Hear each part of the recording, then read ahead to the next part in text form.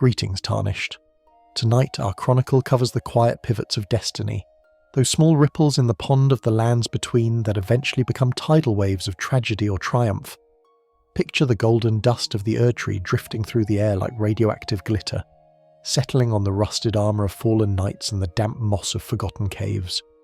It's a world of haunting majesty and jagged edges, though let's be honest, you probably wouldn't survive 5 minutes in Caelid without a gallon of rot boluses and a very fast horse. So before you get comfortable, take a moment to like the video and subscribe, but only if you genuinely enjoy what I do here. If you're listening while drifting off, or perhaps while working on your own masterpieces, let me know where you're joining me from and what time it is in your corner of the world. Now, dim the lights, maybe turn on a fan for that soft background hum, and let's ease into tonight's journey together. The Tarnished trudges through the damp, golden-hued grass of Limgrave, the air smelling of salt and ancient stone. Most threats in this land announce themselves with a roar or the clatter of iron, but some fates are found in the silence of a roadside thicket. A voice, thin and trembling like a dry leaf, calls out from nowhere. It is Bock, a demi-human who has been magically cursed into the shape of a common brown bush. It's a bit of a metaphor for his life, really. Small, easily trampled, and desperately trying to blend into a world that finds his very existence an eyesore. After a quick roll or a whack from a sword, standard Tarnished problem-solving, really, the spell breaks, and the small, hunched creature reveals himself. Bock is not a warrior. He lacks the gleaming plate of the Crucible Knights, or the celestial ego of the sorcerers in Raya Lucaria. He is a seamster, a creature of needles and thread, driven by a singular heartbreaking desire to be useful and to be loved. He tells a story of being kicked out of a nearby cave, his sewing kit stolen by his own kin, who found his aspirations unnatural. He is a demi-human, a race usually relegated to the role of mindless mobs or beastly subordinates. Yet here he is, bowing low and calling the Tarnished master. It's a bit pathetic, isn't it? But in the lands between, where even the gods are trying to murder you, a little genuine loyalty feels more precious than a chest full of runes. The Tarnished eventually finds Bock's sewing needle in the coastal cave, a dark, dripping hole filled with aggressive demi-humans who haven't quite mastered the art of polite conversation. Returning the needle to Bock is the first step in a chain of choices that feels minor, but weighs heavily on the soul. The core in-game fact here is that Bock becomes your personal seamster, capable of altering your garments, usually just removing capes from armor sets to show off those hard-earned shoulder plates. It's a mechanical convenience, but for Bock, it is his entire identity. He sees the Tarnished as a lord in the making, and he wants to be the one to ensure that when the Tarnished finally sits on the Elden Throne, their cape is perfectly hemmed.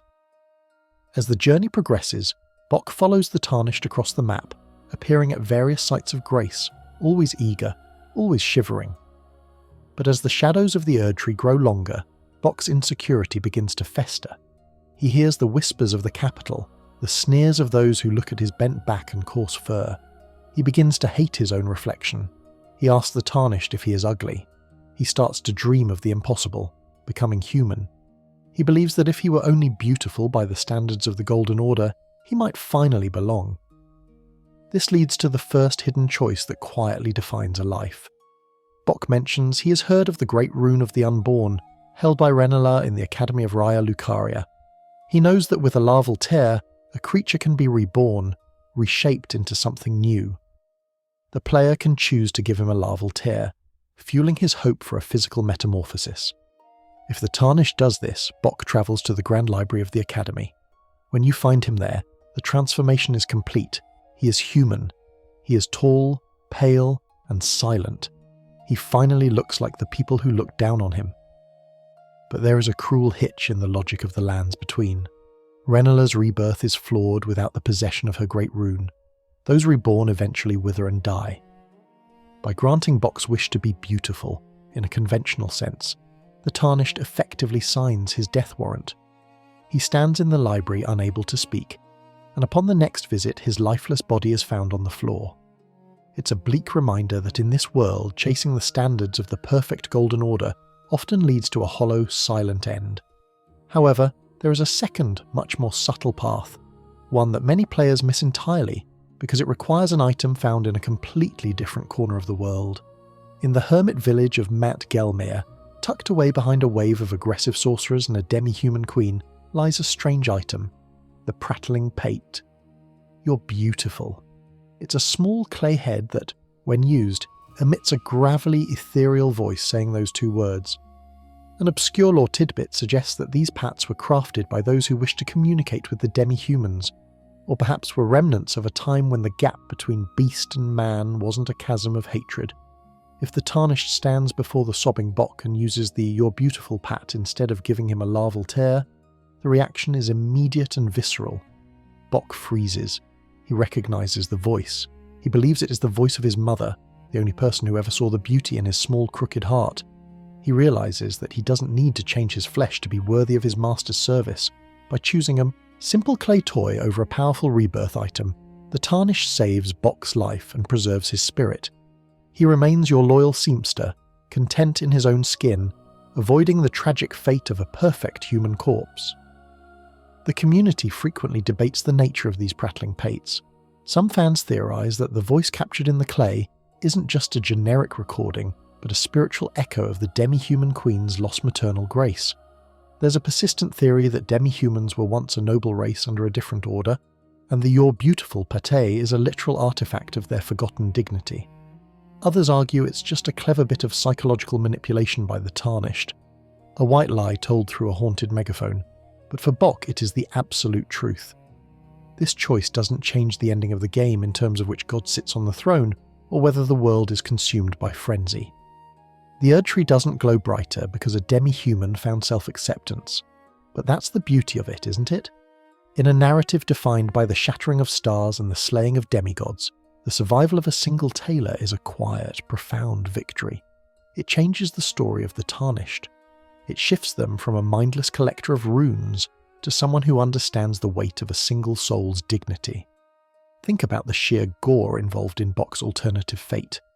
If you give him the tear, you're essentially watching a biological horror show where his demi-human essence is stripped away and replaced by a fragile human shell that his soul cannot sustain.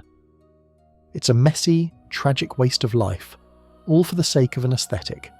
Meanwhile, the beautiful path is one of the few moments of pure, unadulterated warmth in a game that usually rewards curiosity with a face full of scarlet rot.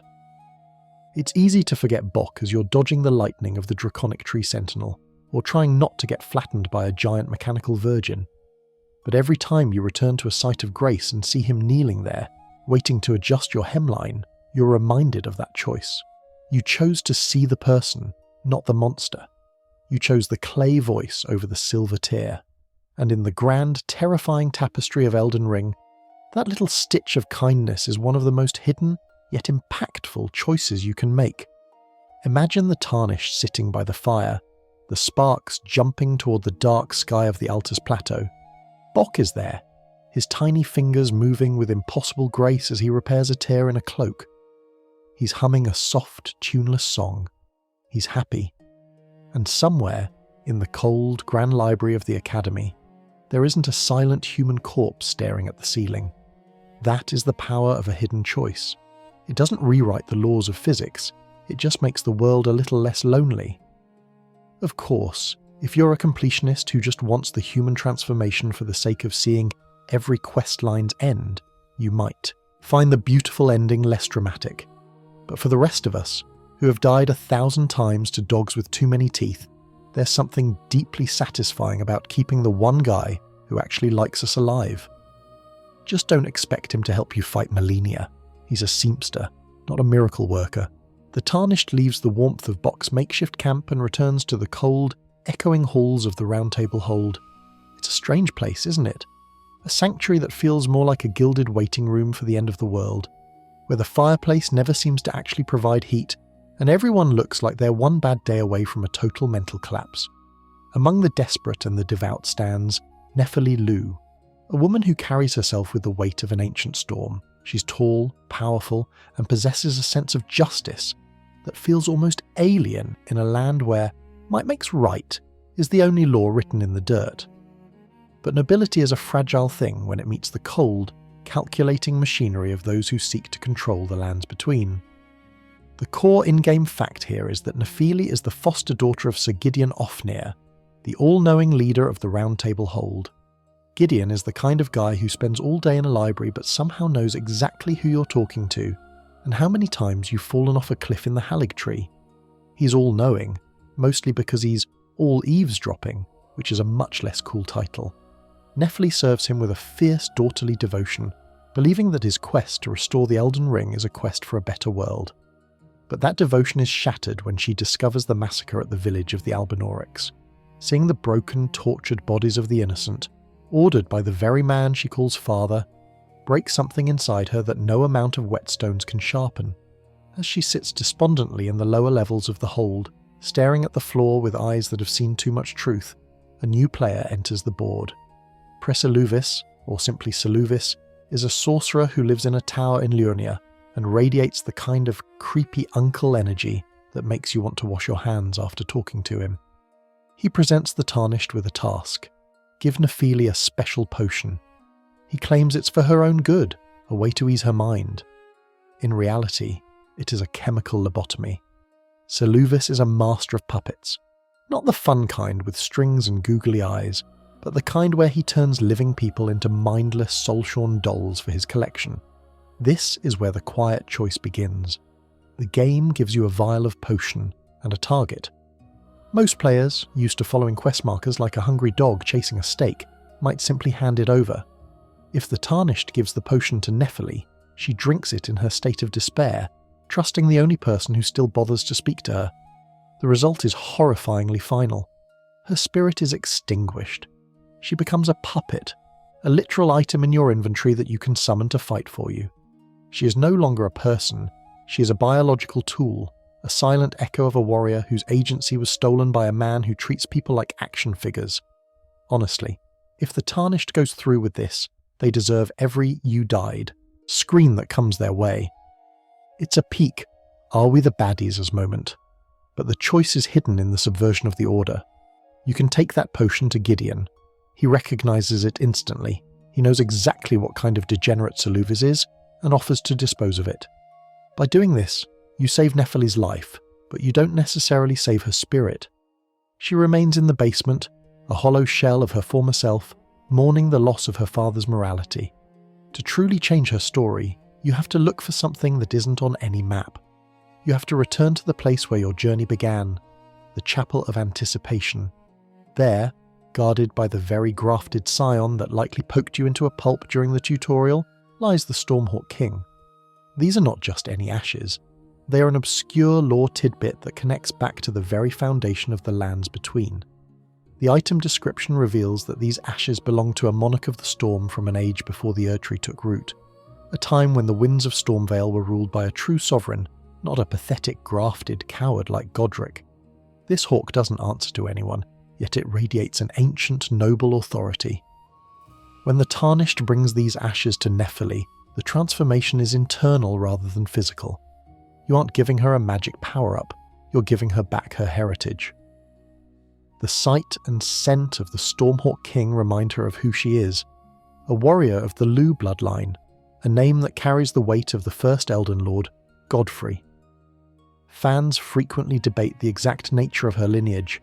The community is divided on whether she is a direct biological descendant of Huara Lu, Godfrey's warrior persona, or if Lu is a title adopted by the warriors of the Badlands.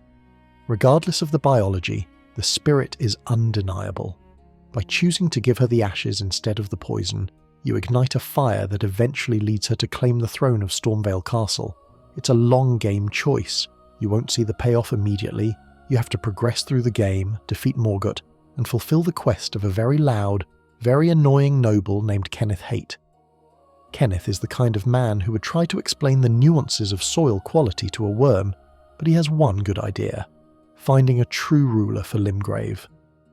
When the stars align, Nephili moves from the basement of the Round Table Hold to the throne room of Stormvale. She stands tall, flanking the new era, finally free of both Gideon's manipulation and Seluvis's cruelty.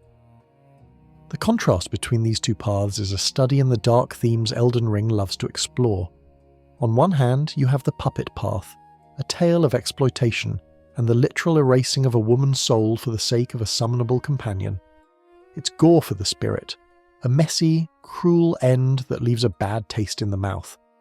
On the other hand, there's the restoration path, which requires the Tarnished to be observant, patient, and willing to defy the instructions of their superiors.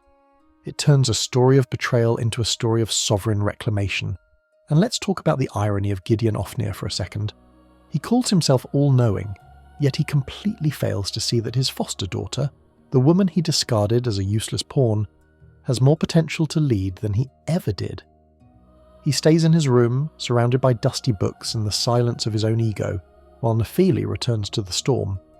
It's the ultimate middle finger to the intellectuals of the lands between. Gideon might know the names of all the outer gods, but he doesn't know the first thing about the heart of a warrior. There is a third, even more chaotic option for that potion, of course.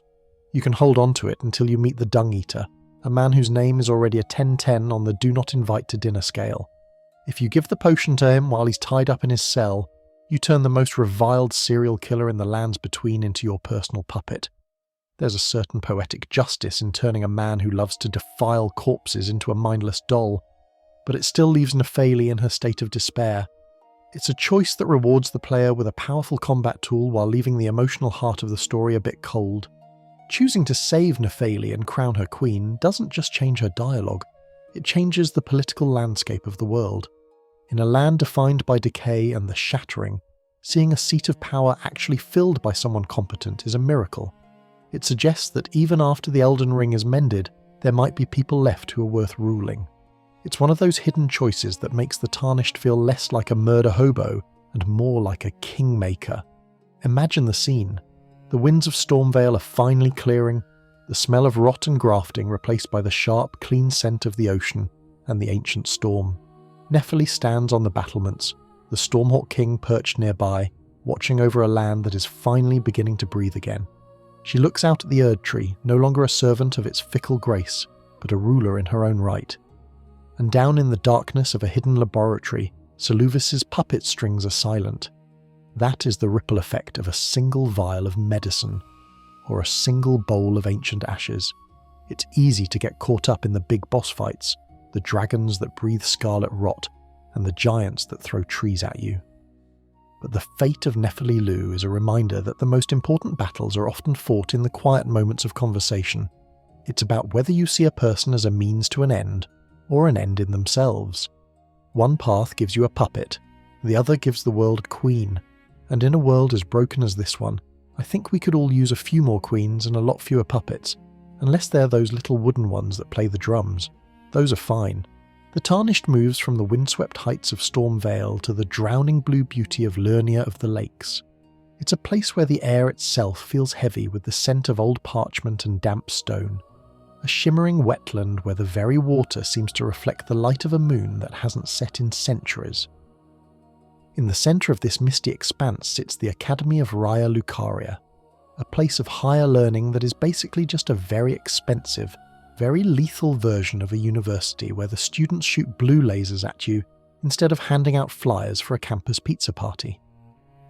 Deep beneath a ruin, in the Waypoint ruins of Limgrave, however, the Tarnished had already met the woman who would challenge the Academy's very foundation, Sorceress Sellen. Sellen is an enigma wrapped in a stone glintstone crown. She greets the Tarnished with a voice that is surprisingly warm, considering she's known as the Graven Witch, a title that usually doesn't get you invited to many social mixers. She offers to teach the Tarnished the ways of glintstone sorcery, despite the fact that she is currently in exile, her physical body shackled to a wall in a different dungeon altogether. The core in-game fact here is that Sellen was expelled from Raya Lucaria for her pursuit of the primeval current, a form of magic so ancient and volatile that it's essentially the magical equivalent of trying to power a toaster with a supernova. The Tarnished's journey with Sellen is one of intellectual rebellion.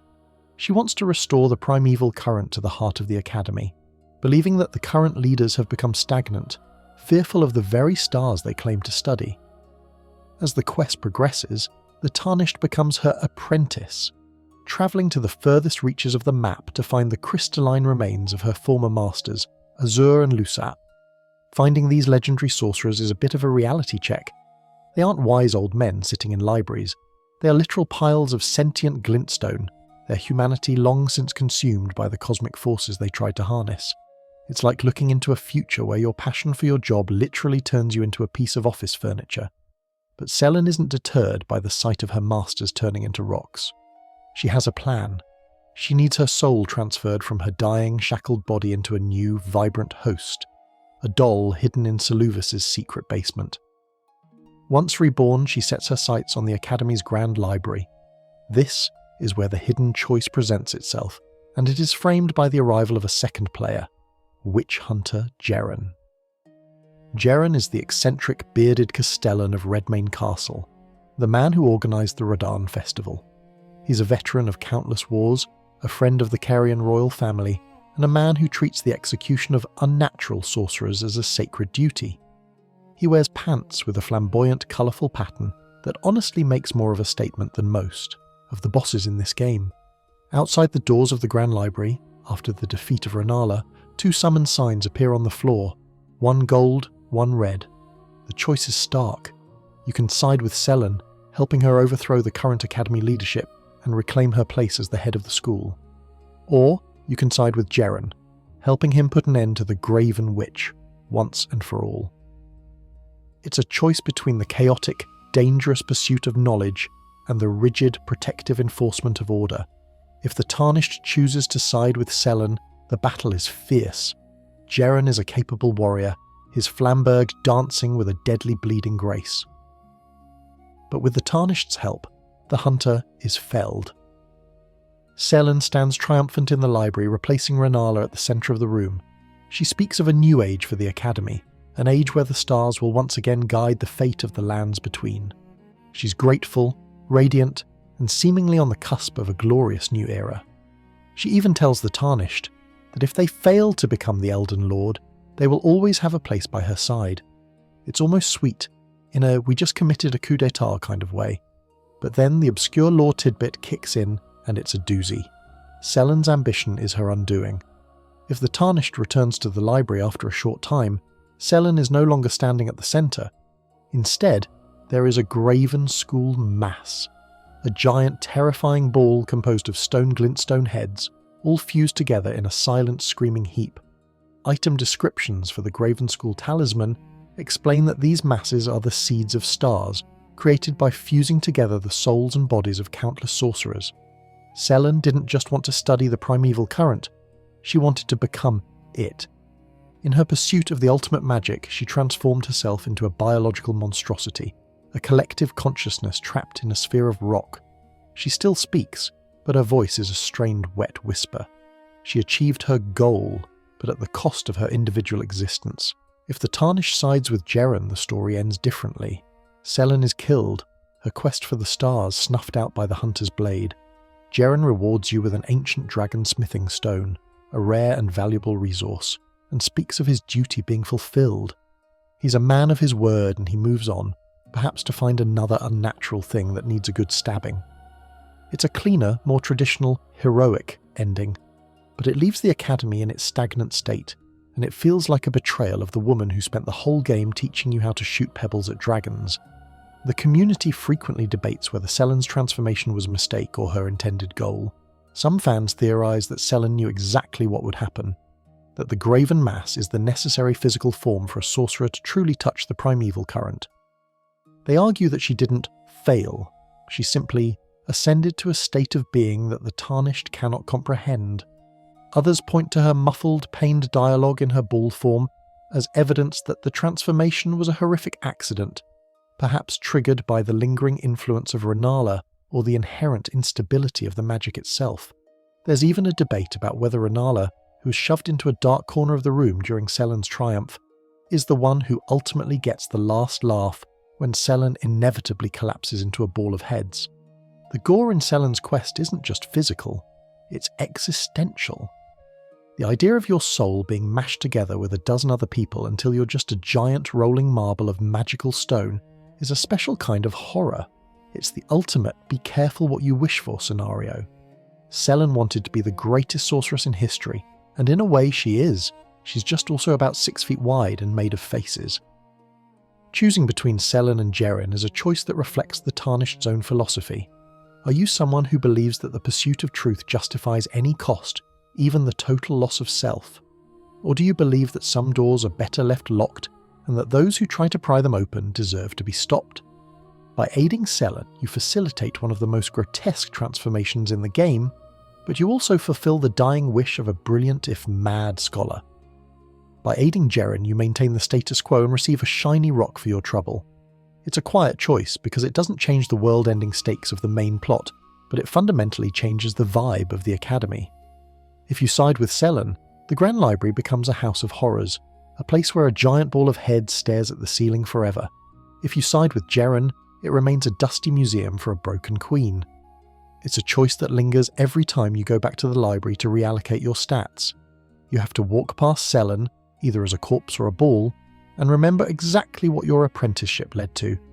And let's be honest, siding with Jerren just for the smithing stone is the ultimate player move. Sorry Sellen, I know we've been through a lot, but I really need to get my sword to +1 full, and this guy has the materials. It's the kind of cold-blooded pragmatism that makes the Tarnished a truly terrifying figure in the lands between.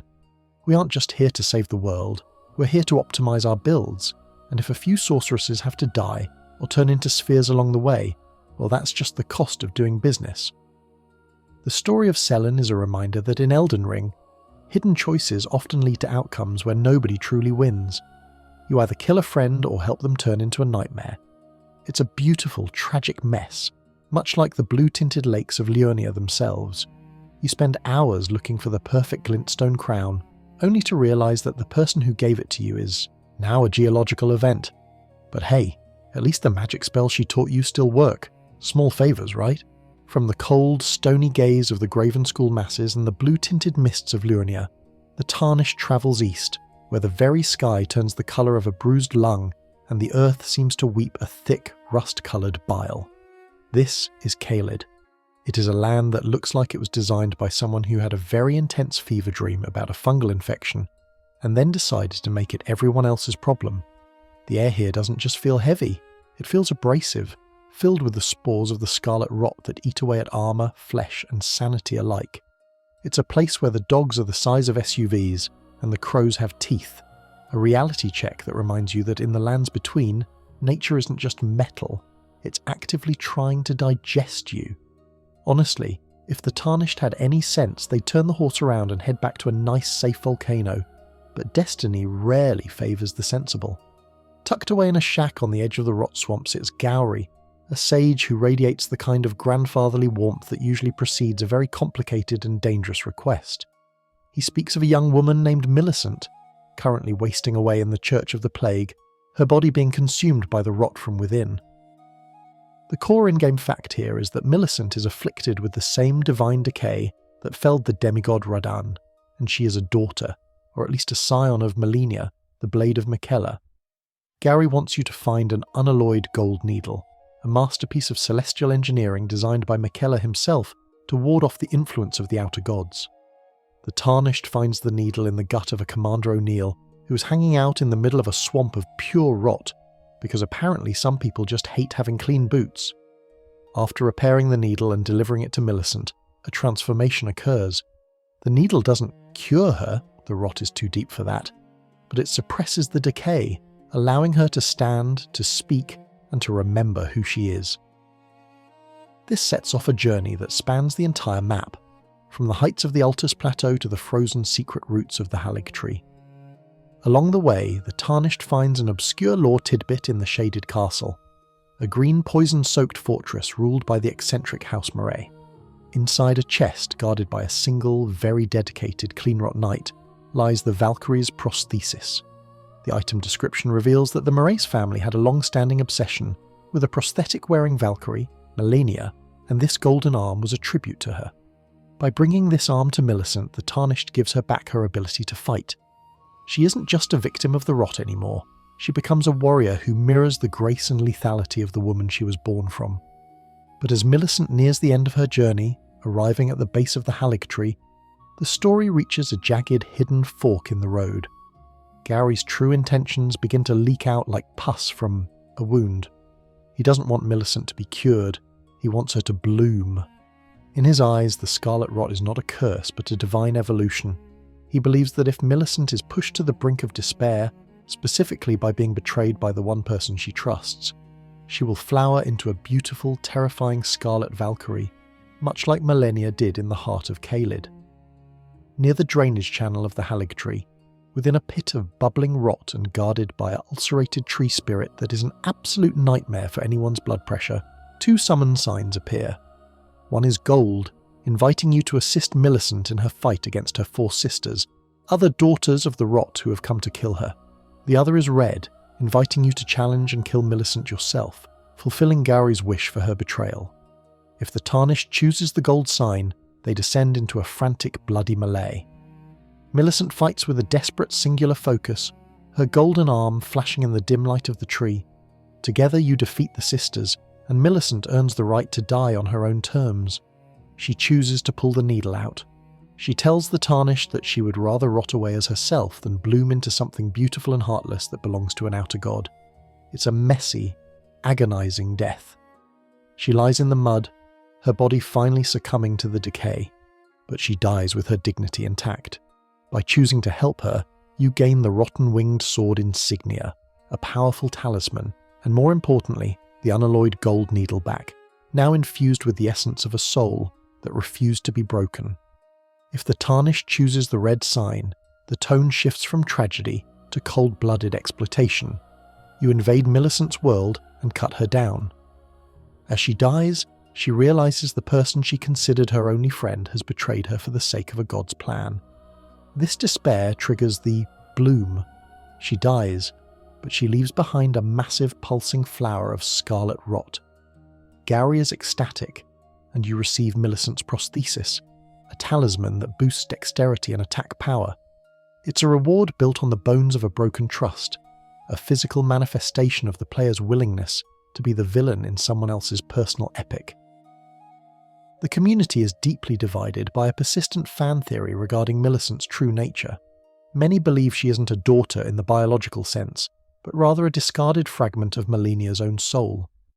The theory suggests that when Malenia first bloomed in Caelid to defeat Radahn, she cast off her sense of self, her pride, and her resistance to the rot so that she could achieve victory. Millicent is that discarded will given form, a literal personification of Malenia's lost humanity. This makes the choice even more poignant. By helping Millicent, you are preserving the best parts of Malenia, even as the demigod herself has become a hollowed-out vessel of decay. The gore in this section of the story is particularly vivid. The rot isn't just a status bar, it's described in item lore and visual cues as something that replaces the blood with a thick, pulsating nectar. When Millicent pulls the needle out, she isn't just dying, she is liquefying from the inside out, her nervous system being overwritten by a fungal consciousness. It's a horrific way to go, yet the game frames it as the most heroic outcome because it's a choice made with agency. Choosing to side with Millicent against her sisters feels right, but it leaves you with a profound sense of emptiness. You've saved her from becoming a monster, but you couldn't save her from the world. It's one of the few moments where the Tarnished feels less like a godslayer and more like a witness to a tragedy they are powerless to stop.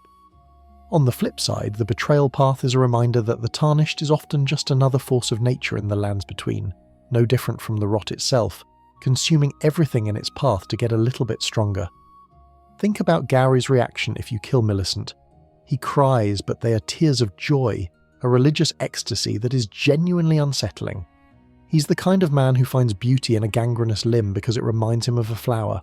By choosing to defy him, you aren't just saving a girl, you're spitting in the eye of a cosmic order that finds glory in the suffering of individuals. It's a small, quiet choice, hidden at the end of a very long walk through a very dangerous tree, but it defines the moral compass of your character. And let's be honest, the Erdtree is a terrible place for a vacation. The layout is an OSHA nightmare, the branches are slippery, and the ants are the size of ponies. You'd think Miquella would have put in some handrails if he wanted people to visit, but Millicent trudges through all of it, one-armed and rotting, just for the chance to confront her destiny. That kind of grit is rare in a land where most people have given up and turned into mindless zombies or giant dragon dogs. Whether you choose the gold or the red, Millicent's story is a centerpiece of Elden Ring's thematic core. The struggle for identity in a world that wants to use you as a pawn. Every time you look at that golden needle in your inventory, or feel the weight of the prosthesis on your arm, you're reminded of that pit in the Erdtree. You're reminded of the smell of the rot and the sound of a woman choosing to die as herself rather than live as a goddess. It's a hidden choice that doesn't just change a quest reward, it changes how you look at the very concept of victory in the lands between. But for now, the rot is behind us, and the winds of the Altus Plateau are calling. There are other choices to make, other souls to weigh, and other all-knowing jerks to disappoint. So take a deep breath of the relatively clean air, and let's move on before the spores start to settle in your lungs. The Tarnished ascends from the crimson filth of Caelid to the golden, windswept heights of the Altus Plateau. Here, the grass is the colour of refined sunlight, and the massive trunks of the minor Erdtrees reach toward the sky like the pillars of a fading cathedral.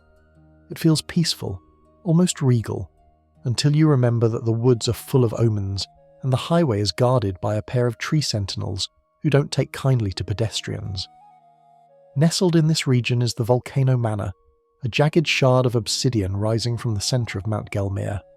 It is a house of blasphemy, a place for those who have turned their backs on the Erdtree to wage war against the gods themselves.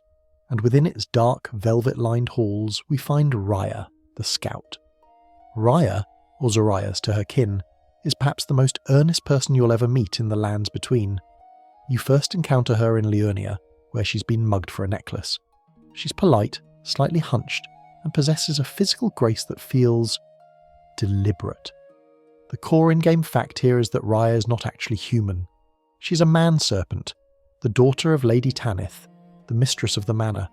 She uses an illusion to maintain a human form because she believes her true self, a green-scaled, long-necked serpent, is something to be ashamed of. She's the manor's scout, recruiting brave, Tarnished to join the rebellion, unaware that most of those recruits end up as snacks for the gluttonous serpent god living in the basement. The story of Raya is a slow-burn mystery about heritage and the lies parents tell to protect their children. As the Tarnished performs assassinations for the manor, Raya begins to notice things aren't quite right. She hears the slithering in the walls. She sees the shadows moving in the secret passages. Eventually she discovers the truth of her birth. An obscure lore tidbit found in the Serpent's Amnion, an item tucked away in the Temple of Igle, suggests she was the result of a ghastly ritual, involving a high-ranking member of the Carian royalty and the Great Serpent.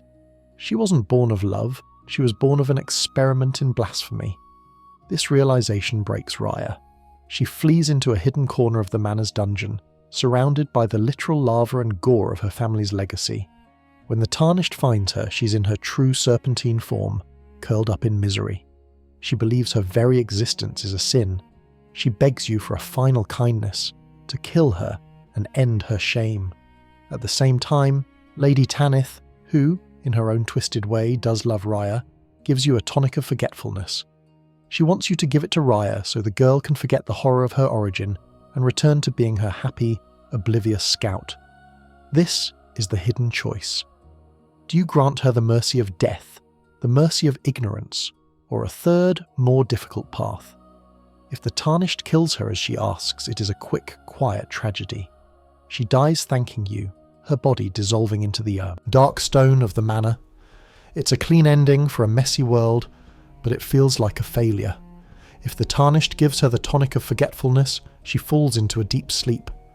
When she wakes up, she is back in the manor, her memory wiped of the ritual and her true nature. She is happy, but it's a hollow, manufactured happiness. She has been reset like a piece of broken clockwork. Lady Tanith is pleased, but the girl you knew is essentially gone, replaced by a version of herself that is trapped in a loop of ignorance. The community is fascinated by the third option, doing absolutely nothing. If the Tarnished refuses to kill her and refuses to give her the tonic, Raya is forced to sit in the darkness and reckon with her own existence. You leave her there, vulnerable and afraid, while you go off to slay the Lord of Blasphemy, Rekard. Once the head of the house is dead and the manor begins to dissolve, Raya leaves. She leaves behind a note and a talisman, Daedeka's Woe. The note reveals that she has chosen to travel the world to find her own purpose, accepting her serpentine form as a part of who she is. By choosing not to interfere, the Tarnished allows Raya to achieve a level of self-actualization that is incredibly rare in this game. There is a persistent fan theory that Daedakar, the figure mentioned in the talisman, is actually Raya's biological mother.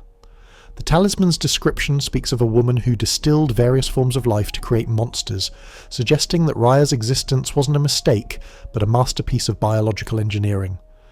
Fans debate whether Raya's decision to keep her memories is a good ending, given how much pain those memories cause, but most agree that her journey toward independence is the most satisfying arc in the Volcano Manor. The gore in the Volcano Manor is some of the most visceral in the game, from the abductor virgins that literally grind you up inside their iron bellies to the piles of discarded rejects in the dungeon. The environment is designed to make you feel like you're inside a slaughterhouse. Raya's serpent form, while monstrous, is actually the most dignified thing in the building. It's a sharp contrast to the writhing, many-armed monstrosity that her father, Ricard, has become. By choosing to let her live, and remember, you're saving a small piece of beauty from a literal pit of hell. This choice is hidden because the game actively tries to push you toward the easy answers. Killing her is easy. Giving her the tonic is easy. Walking away and letting a girl suffer through her identity crisis while the world burns around her? That feels wrong, yet it's the only path that results in her survival as an independent being. It's a choice that reflects the theme of agency that we saw with Millicent. In the lands between, everyone wants to use you, transform you, or make you forget. To simply be yourself is the ultimate act of rebellion. Imagine Raya, no longer a scout, for a house of murderers, but a traveller. She wears a heavy cloak to hide her long neck and flickering tongue, but she no longer fears her own shadow. She watches the sunset from the cliffs of Liurnia, the same place where you first met her. She remembers the pain, but she also remembers the Tarnished who refused to treat her like a monster or a child. That is the quiet change. The story of the Volcano Manor ends in fire and cannibalism, but for one girl it's the beginning of a life. It's easy to get distracted by the spectacle of the Ricard fight, the giant serpent-slaying spear, the skull clouds, the sheer scale of the blasphemy. But the fate of Raya is the emotional anchor of that entire region. Without her, the manor is just a collection of jerks in cool armour. With her, it's a story about the cost of truth. And honestly, given the choice between being a mindless puppet or a self-aware snake person, I think Raya made the right call. Just maybe don't try to use her as a scarf. It's rude. As the Tarnished descends from the volcanic heat of Mount Gelmir, the journey takes a somber turn into the subterranean depths and the shadowy corners of the Round Table Hold. Here, amidst the clinking of Hugh's hammer and the distant rhythmic chanting of the fingers, we find Fia, the deathbed companion.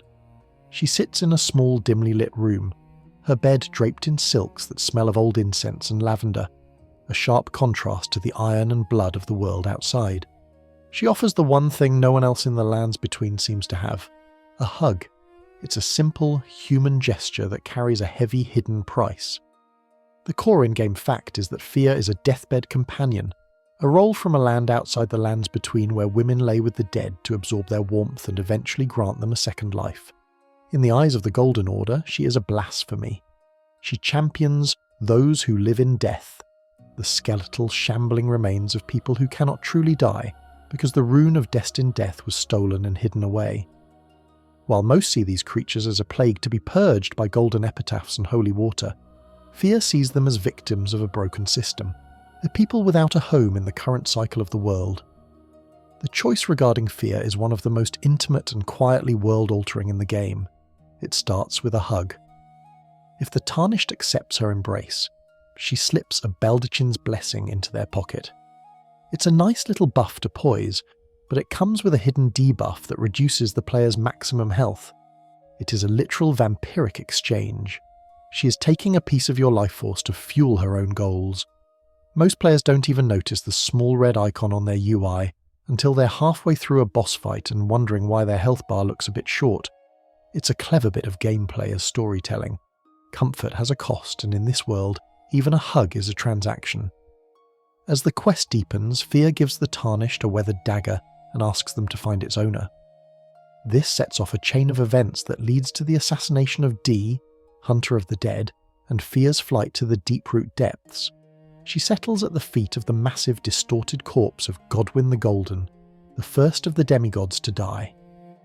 An obscure lore tidbit found in the Curse Mark of Death item description explains that when Godwyn was murdered, his soul was destroyed, but his body remained alive, a soulless, growing mass of biological horror that is spreading deathroot throughout the world.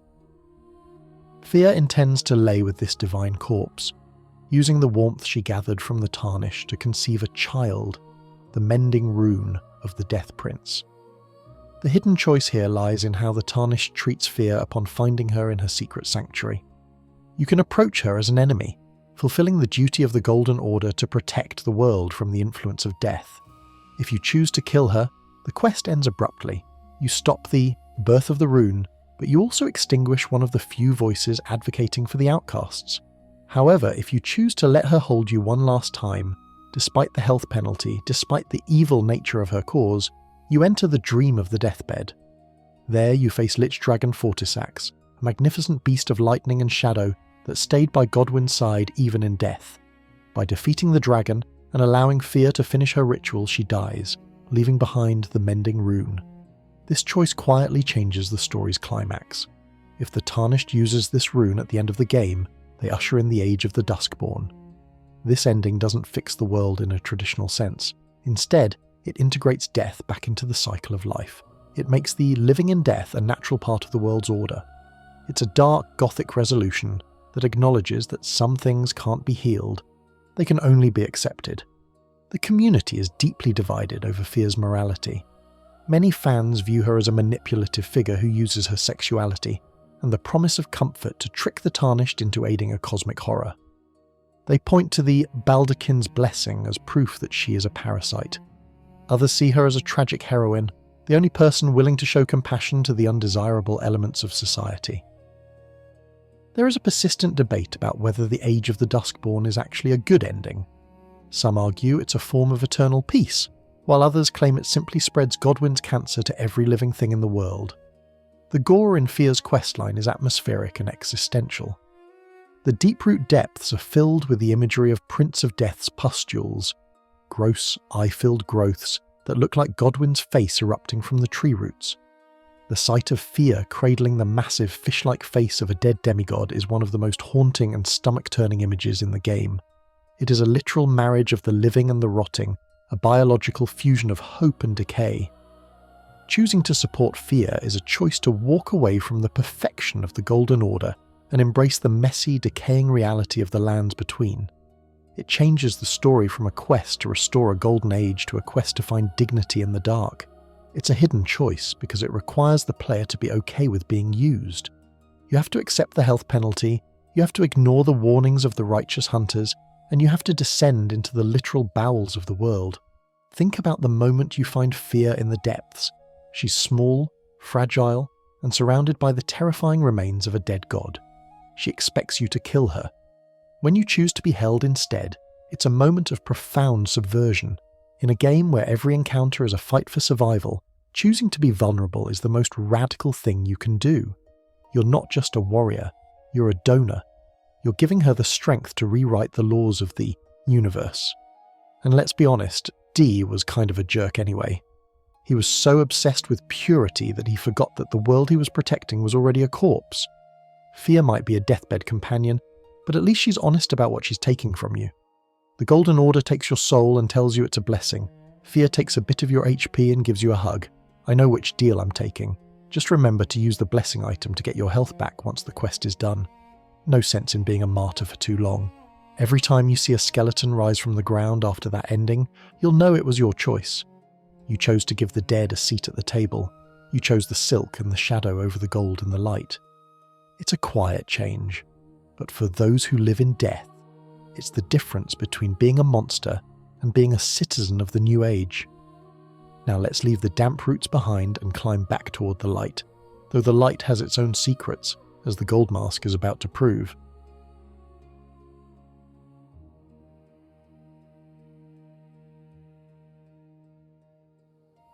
The Tarnished emerges from the damp necrotic scent of the deep-root depths and climbs back toward the Altus Plateau, where the sun still glints off the golden leaves, even if that gold is starting to feel more like a gilded cage. On a crumbling bridge overlooking the northern woods, a peculiar figure stands perfectly still. This is Goldmask. He doesn't move, he doesn't speak, and he doesn't seem to notice the various monsters trying to chew on the landscape nearby. He is a transcendent thinker, a man who has decided that words are too clumsy for the truths he seeks to uncover.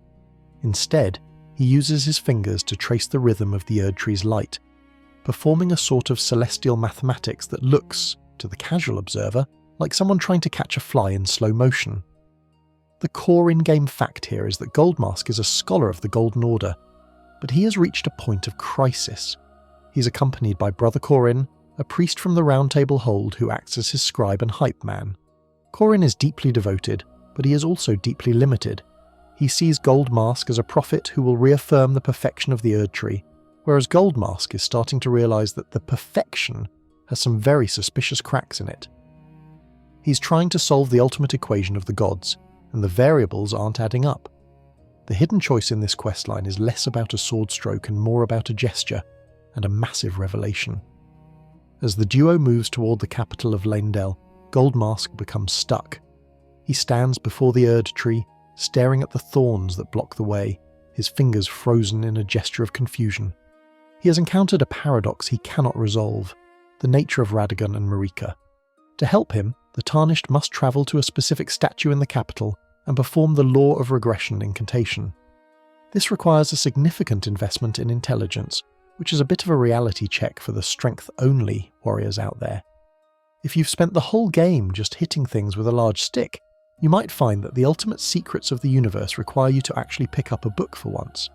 When the spell is cast, the statue of Radagon physically transforms into the statue of Marika, revealing the most guarded secret in the lands between: Radagon is Marika. This isn't just a bit of trivia for the loading screens. It is a fundamental breakdown of the Golden Order's logic. If the God of the Order and the Queen of the Land are the same being, yet they are at odds with each other, then the Perfect Order is actually a house divided. An obscure lore tidbit found in the Order Healing incantation suggests that the Golden Order was founded on the principle that regression and causality are the two poles of the universe. By revealing this secret to Goldmask, you provide the missing variable. This leads to the quiet pivot, how Brother Corin reacts to the truth. As Goldmask begins to formulate his mending rune of perfect order, Corin begins to lose his mind. He cannot handle the idea that the gods are flawed, fickle, or, heaven forbid, human in their failings. The hidden choice lies in whether you continue to support the Goldmask's radical pursuit of truth or let the quest wither.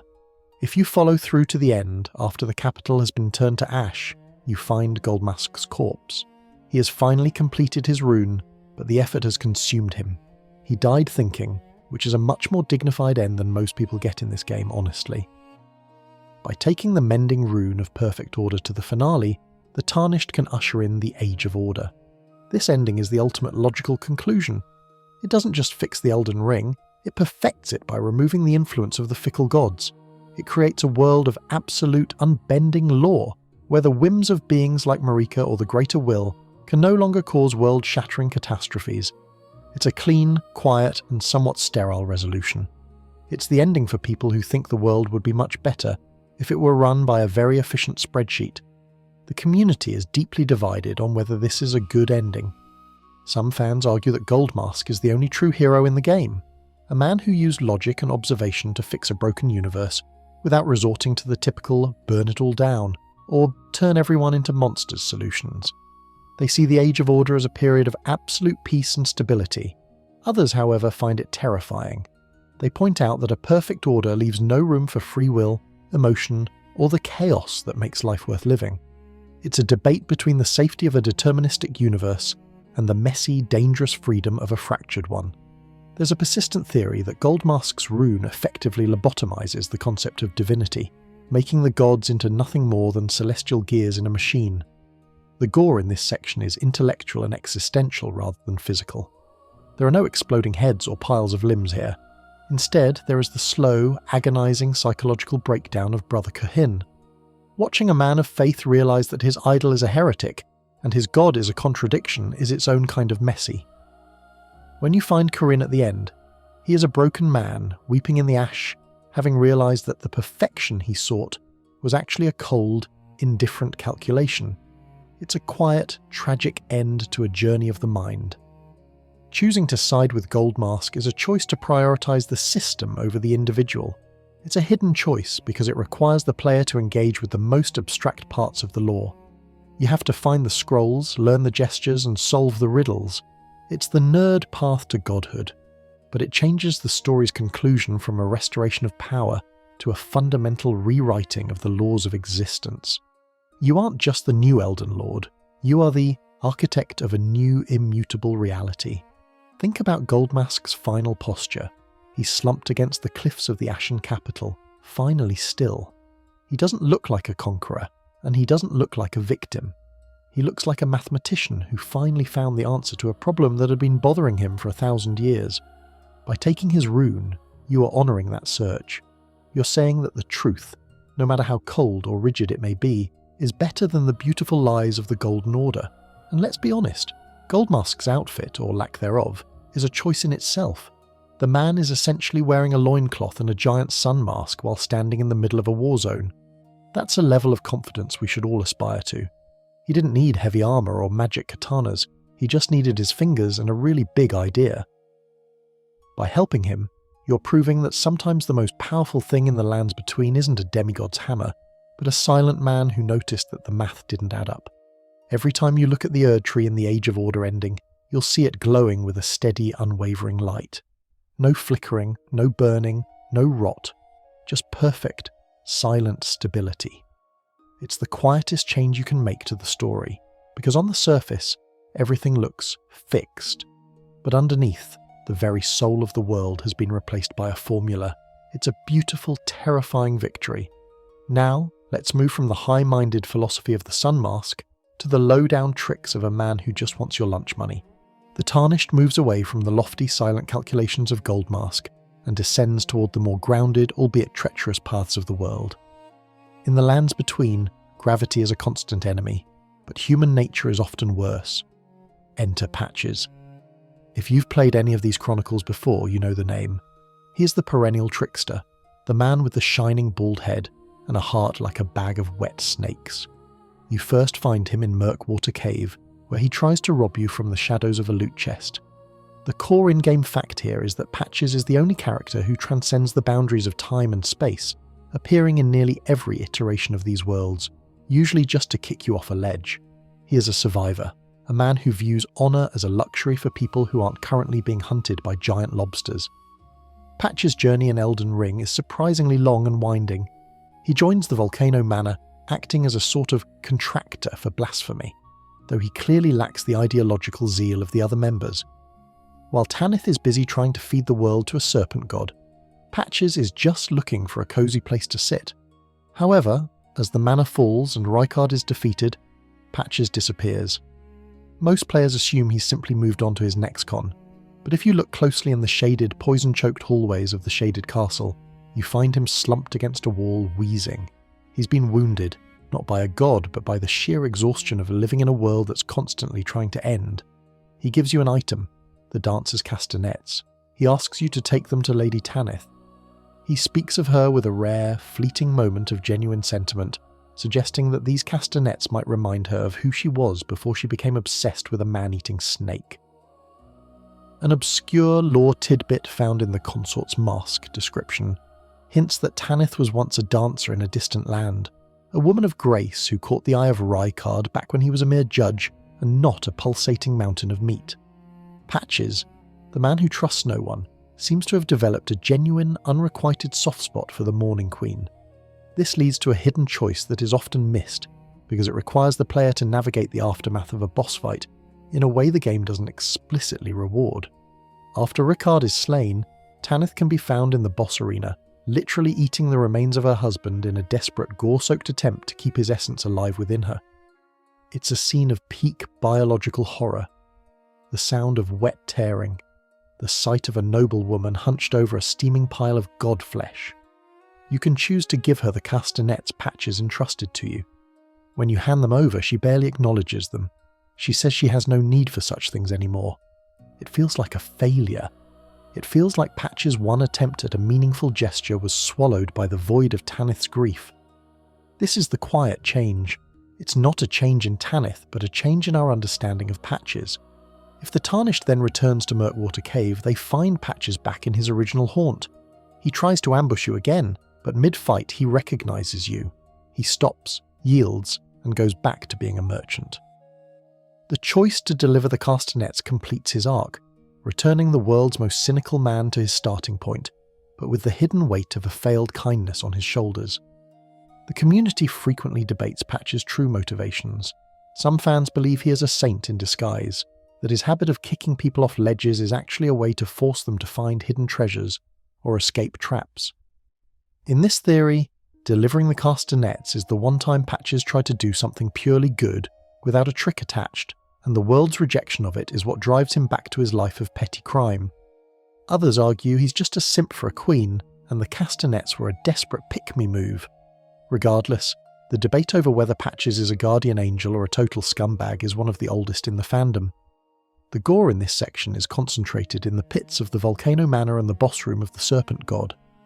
The imagery of Tanith's feast is genuinely unsettling, emphasizing the idea that love in the lands between often manifests as a form of cannibalism. By delivering the castanets, the Tarnished becomes a witness to a tragic collision. Patch's lingering humanity hitting the brick wall of Tanith's absolute madness. It's a quiet, narratively heavy moment that contrasts sharply with the frantic action of the rest of the game.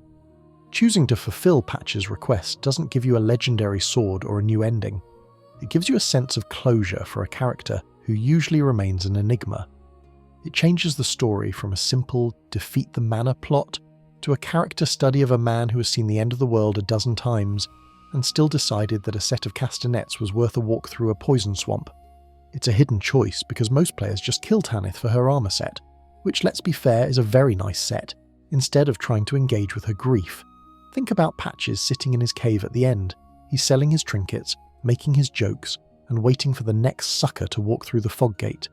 He looks exactly like he did at the start of the game, but he knows.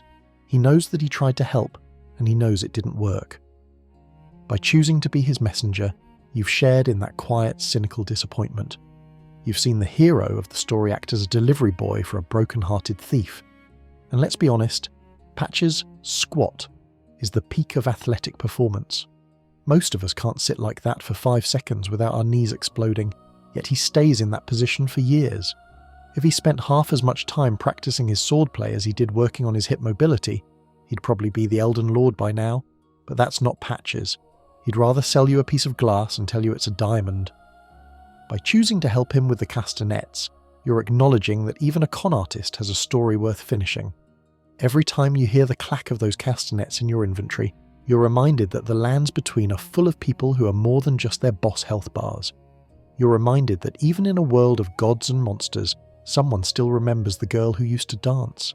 It's a quiet change, a small ripple in the sea of blood, but it makes the world feel a little more lived in. Now, let's move from the deceptive heart of a thief to the hollow, ceramic shell of a true warrior who just needs a little help getting out of a hole.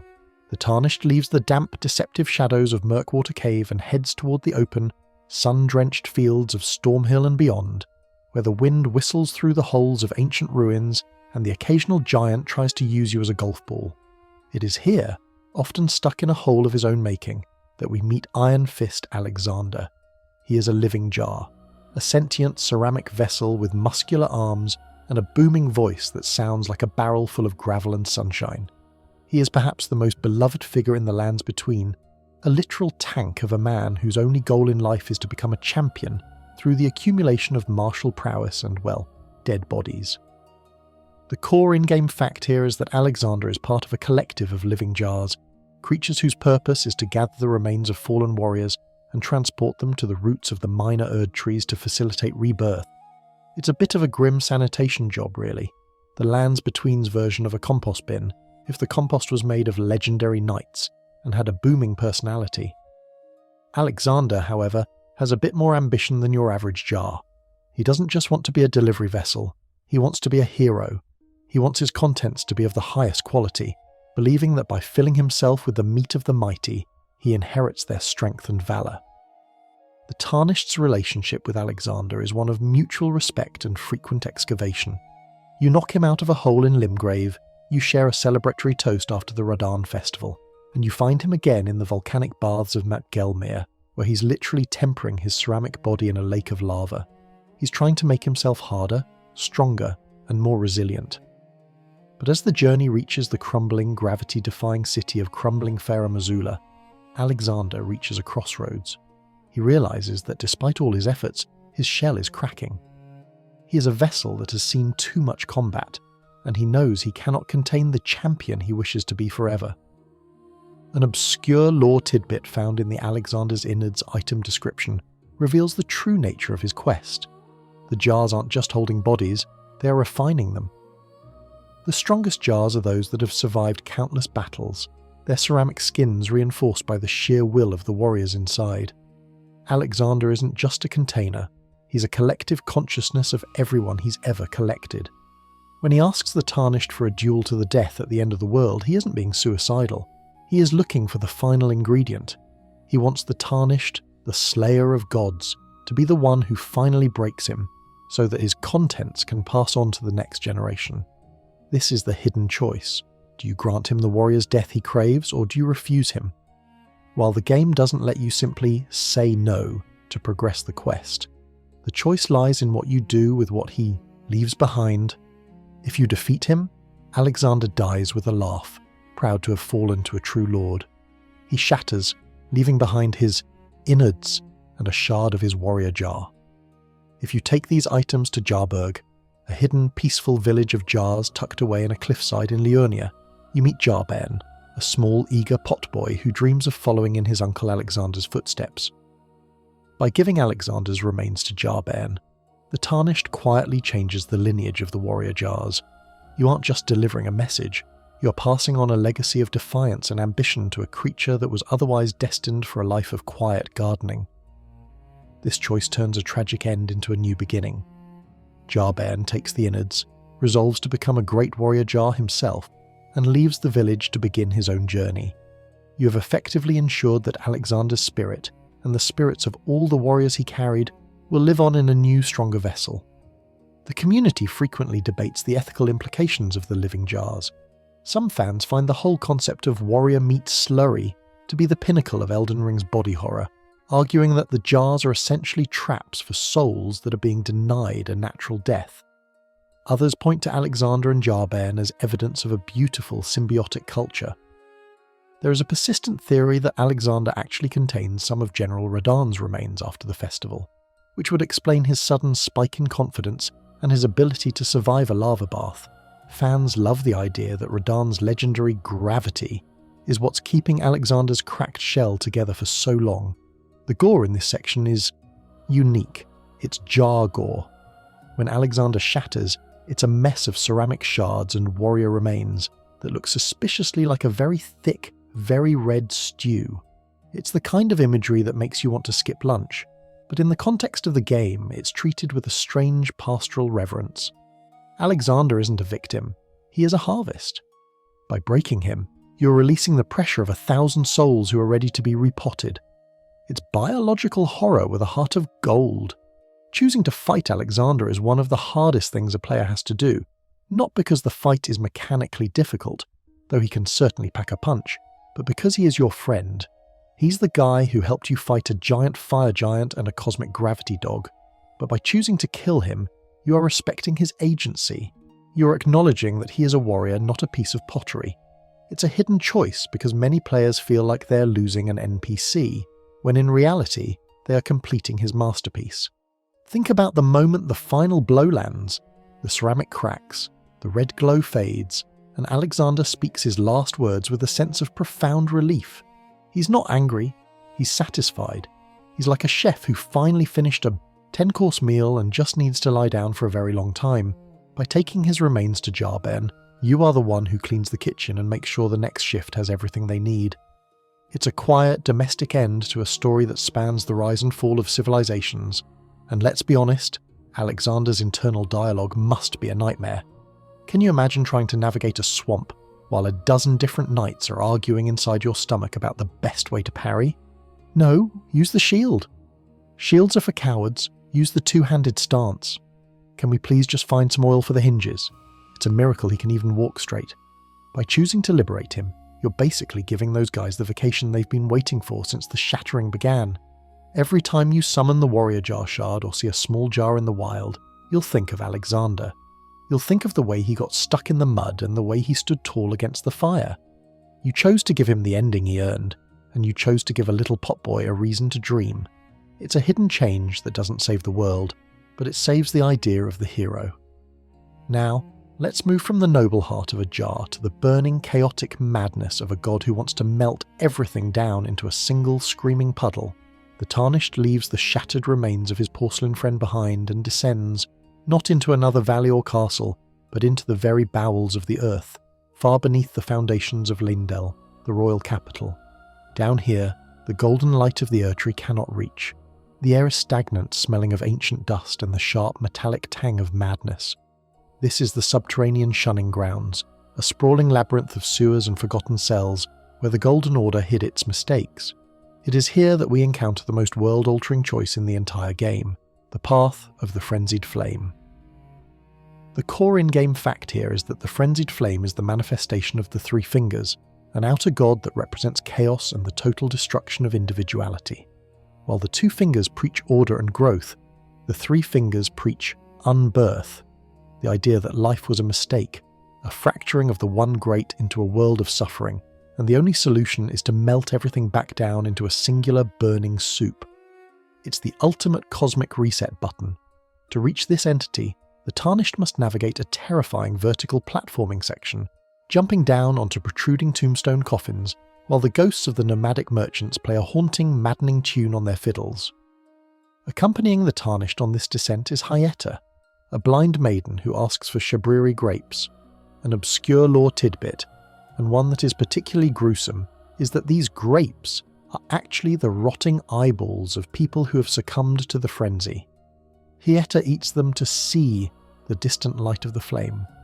When the Tarnished reaches the bottom of the sewers and stands before the massive scorched door of the Frenzied Flame, they have a choice. They can strip off their armour, entering the chamber naked and vulnerable, to be blessed by the Three Fingers. This choice changes the Tarnished into the Lord of Chaos, their eyes glowing with a sickly yellow fire. This choice has immediate and devastating consequences for the story's relationships. Melina, the Tarnished's faithful companion and kindling maiden, will immediately abandon you. She views the Frenzied Flame as the ultimate betrayal of life itself. She vows that if you become the Lord of Chaos, she will track you down and deliver destined death to you. This changes the entire final act. Instead of Melina sacrificing herself at the Forge of the Giants to burn the thorns of the Erdtree, the Tarnished uses their own body, fueled by the Frenzied Flame, to ignite the tree. You save Melina from her fate, but you lose her soul in the process. The community is deeply divided over whether this is a good choice in a twisted way. Some fans argue that by taking the flame, the Tarnished is the only one who actually saves Melina, preventing her from burning to death. They see the Frenzied Flame ending as a mercy for a world that is too broken to be fixed. Others, however, point to the final cutscene, where the world is literally melting into a yellow abyss, as proof that this is the evil ending. There is a persistent theory that Shabriri, the man who incites the Tarnished to take this path, is the most successful manipulator in the game, playing on the player's empathy for Melina to trigger the apocalypse. The gore in this section is psychological and sensory. The frenzy status effect causes yellow flames to erupt from the player's eyes and mouth, accompanied by a high-pitched, discordant screaming sound. The imagery of the Three Fingers, a massive charred hand with too many joints, grabbing the player and searing the fingerprints of madness into their flesh is one of the most visceral moments in the game. It is a biological violation, a literal burning away of the self to make room for a god of chaos. Choosing the Frenzied Flame is a hidden choice because it can be reversed, but only through a series of incredibly difficult steps involving Millicent's quest and the defeat of Millennia. If you keep the flame, you're choosing a story of nihilism. You're saying that the lands between are beyond saving, and that the only fair thing to do is to ensure everyone suffers equally in the fire. It turns the Tarnished from a potential saviour into a cosmic arsonist. It changes the story from a journey of restoration to a journey of erasure. Think about the final image of this path. The Tarnished sits on no throne. They stand amidst a world of ash, their head replaced by a raging sun of yellow fire. It is a lonely, terrifying victory. You saved Melina, yes, but she now hates you more than any boss ever could. By choosing the flame, you've traded your humanity for the power to end the world's pain by ending the world itself. It's a quiet change in the beginning, just a descent into a sewer, but it ends with the loudest scream in history. And let's be honest, the platforming to get down to the three fingers is the real boss of the game. Forget Radagon. Trying to land on a 3-inch ledge while a merchant plays the violin at you is the true test of a lord. Most of us probably died more times falling into that pit than we did fighting the Elden Beast. By the time you reach the door, you're usually so frustrated that burning it all down actually starts to sound like a pretty reasonable Saturday night plan. Every time you see those charred fingerprints on your character's skin, you'll remember the descent. You'll remember the smell of the sewers and the look in Melina's eyes as she walked away. You chose the chaos. You chose the fire. It's a hidden choice that fundamentally rewrites the destiny of the lands between, from a cycle of rebirth to a final, burning full stop. But for those who still believe in the small things, like a knight's honour or a village of jars, the fire is a tragedy, not a triumph. Now let's move back toward the surface, to a small village that needs a protector, even if that protector thinks he's a coward. The Tarnished leaves the stifling, sunless depths of the Frenzied Flame's reach, returning to the surface where the air is thin and the world still possesses its distinct, fragile shapes. Far from the grand conflicts of gods and the burning nihilism of the sewers, there lies a small tucked-away sanctuary known as Jarberg. It is a place of sloping hills and abundant flora, where the only sound is the gentle clink of ceramic against stone. Here, the living jars reside in peace, a stark contrast to the battle-hardened Alexander.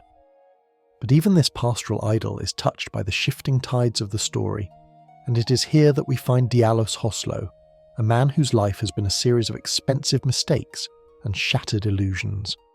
The core in-game fact about Diallos is that he hails from the noble House Hoslow, a family famous for the saying, "The tale of House Hoslow is told in blood." Diallos, however, is not a man of blood. He's a man of soft hands and silken words, a noble who spent the early parts of the journey crying over the death of his servant Lanya, and then joining the Volcano Manor in a misguided, desperate attempt to feel powerful. He is the ultimate failure in a world that only values strength, a man who couldn't even bring himself to commit a proper assassination because his heart just wasn't in the business of murder. He eventually leaves the manor in shame, ending up in Jarberg as a potentate, a caretaker for the jars. The hidden choice regarding Diallos is less about a dialogue prompt and more about the player's presence and progression. To trigger the final act of his story, the Tarnished must visit Jarberg repeatedly, encouraging the growth of Jarben and witnessing Diallos' attempt to find a quiet, honest life. For the first time, the man isn't trying to be a Hoslow or a recusant. He's just trying to be useful. He uses his noble hands to polish the ceramic shells of the little jars, finding a strange sort of peace in the menial labour. But the world of Elden Ring does not suffer peace to last. A group of poachers, mercenaries who hunt living jars for their valuable remains, attacks the village. If the Tarnished has progressed Diallos' quest to this point, they arrive to find the village in shambles. Broken pottery litters the grass and the air is thick with the scent of jar meat. In the centre of the carnage lies Diallos, mortally wounded. He has fought off the poachers, standing his ground when every instinct in his body told him to run. He asks the Tarnished a single, heartbreaking question. Did I defend them? Did I protect them? This is the quiet pivot. The Tarnished can tell him the truth, that he succeeded, or they can be apathetic. By choosing to validate his sacrifice, you allow Diallos to die with his dignity intact. He dies believing he finally lived up to the Hoslow name, not through the blood of conquest, but through the blood of protection. An obscure lore tidbit found in the Hoslow's Petal Whip description emphasises that the family's legacy is one of cold lethality. Diallos subverted this legacy by using that lethality for an act of pure, selfless love. He wasn't a great warrior, but for one afternoon in a tiny village, he was exactly what the jars needed. The community is deeply moved by Diallos' arc, often debating whether he is the most human character in the game. While players love the stoicism of Bled or the madness of Raiden, Diallos represents the struggle of someone who is fundamentally unsuited for the world they were born into. There is a persistent fan theory that the poachers who attacked Jarburg were actually sent by the Volcano Manor as a final test or punishment for Diallos' desertion. Fans argue over whether Diallos' death was worth it, given that so many Jars still died, but most agree that his personal redemption is one of the most satisfying small stories in the Lands Between. The gore in Jarburg is particularly upsetting because it involves the destruction of innocent beings. Seeing the little pot boys shattered into pieces is a different kind of horror than seeing a knight get decapitated. It feels like the breaking of a toy, but with the added weight of a biological soul. Diallos' own death is messy and uncinematic. He's just a man in expensive armour bleeding out in the mud. There are no grand speeches or celestial fireworks, just the wet sound of a dying man's breath and the sobbing of Jarbairn. Choosing to see Diallos' quest to its end changes the story from a tragedy of cowardice to a triumph of the spirit. It's a hidden choice because it's so easy to miss. Jarburg is a difficult place to find, tucked under a cliff in Liurnia, and Diallos is so easy to overlook in the grander scheme of the Round Table Hold.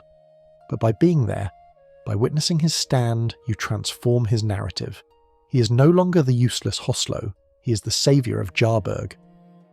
This choice also directly feeds into Jarbairn's journey, as the little jar consumes Diallos' remains to inherit his warrior spirit, as we discussed with Alexander. Think about the silence of Jarburg after the attack. The Tarnished stands over the broken noble, the sun setting over the Lernian cliffs. You've killed demigods and survived the literal end of the world, but this moment feels heavier. You've watched a man realise his own worth at the exact moment he lost his life. By choosing to tell him he did a good job, you're performing a mercy that the gods of this world would never understand. You're acknowledging that valour isn't about how many people you kill, but who you choose to stand in front of. And let's be honest, Diallos' armour is fantastic. The silver filigree and the red accents are top-tier fashion souls. It's a bit ironic that a man who spent so much time worrying about his appearance finally found his soul when his armour was dented and covered in dirt. If he had just stayed in the manor, he would have eventually been eaten by Rickard and forgotten. By choosing to leave and find Jarburg, he ensured that at least one little potboy would remember his name forever. Every time you use the Hoslow's Petal Whip or visit the quiet ruins of the village, you'll think of the noble who learned how to be a hero. You chose to participate in his redemption. You chose to be the one who gave a failure his final victory. It's a quiet change, a small note of grace in a symphony of destruction, but for the survivors of Jarburg it's the only story that matters. Now, let's move from the noble who found his heart to a sorcerer who just wanted a library card, and the sacrifice he made for a single brilliant idea. The Tarnished turns away from the quiet tragedy of Jarburg, leaving the survivors to mend their ceramic dreams, and heads back into the thick blue soup of Liurnia of the Lakes. If the Altus Plateau is a golden dream, and Caelid is a fungal nightmare, then Liurnia is a damp intellectual fog. It's the kind of place where you can't walk 5 feet without tripping over a discarded sorcerer's robe, or a crystal that looks like it's trying to sell you a graduate degree in astrology. On the very outskirts of this misty basin, huddled in the Church of Irith, sits Thops. He doesn't have the grand, terrifying ambitions of Sellen or the cosmic obsession of Goldmask. He's just a guy who wants to go back to school.